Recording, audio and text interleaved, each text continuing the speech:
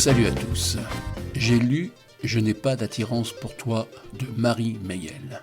Et vous savez quoi ? Ça m'a donné la furieuse envie d'improviser à votre intention une petite histoire qui ne serait ni le pitch du bouquin, ni son résumé, ni une analyse existentielle des personnages, et encore moins une ronflante thèse sur le comment c'est-il qu'elle s'y est pris pour écrire son bouquin La Miss Marie.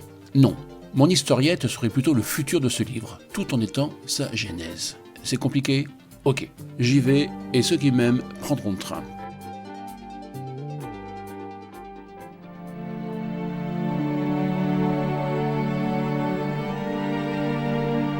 Deux jeunes gens fraîchement mariés visitent, de la cave au grenier, la maison à usage d'habitation qu'ils viennent juste d'acquérir. L'ancienne propriétaire, une très vieille dame qui vivait seule, vient de décéder. Ses enfants ont vendu leur héritage sans même prendre le temps de se déplacer. La demeure est encore entièrement meublée. Pèserait-il sur la famille de la défunte d'inavouables secrets ? Notre jeune couple vide la maison. C'est gênant tout de même de trier des souvenirs qui ne nous appartiennent pas. Mais il faut bien s'installer et se résoudre à jeter. Dans les combles, nos jeunes mariés découvrent une valise contenant des textes, un tas de textes, tous glissés dans des chemises de couleurs différentes. S'agit-il de romans, de journaux intimes, de notes, de cahiers d'écoliers ?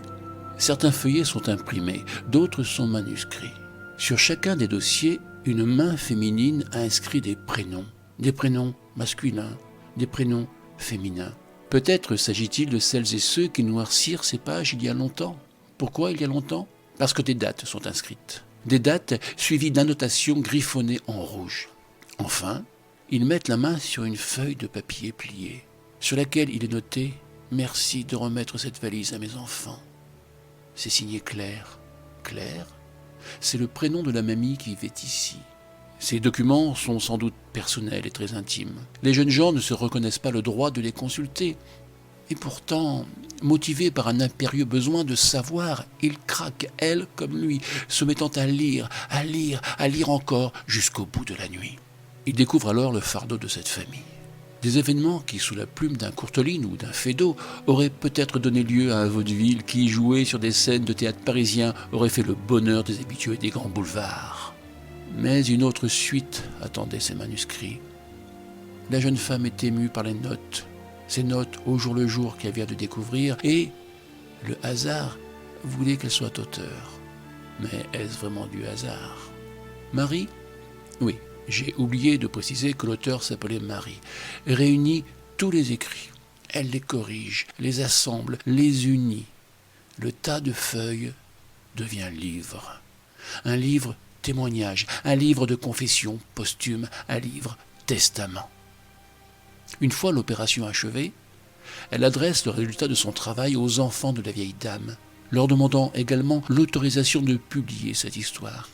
Nathan, Juliette, Charlotte, Élise et Noémie savent à présent. Ils comprennent enfin que dans une pièce de boulevard qui fait marrer la France entière, il y a souvent des gens qui souffrent.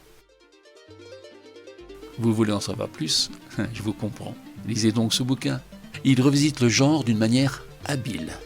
C'est un vaudeville, oui, un vaudeville qui ne prétend pas être drôle. Et c'est plutôt réussi. Mais bon, moi, je dis ça, mais je dis rien. Mais je le dis quand même.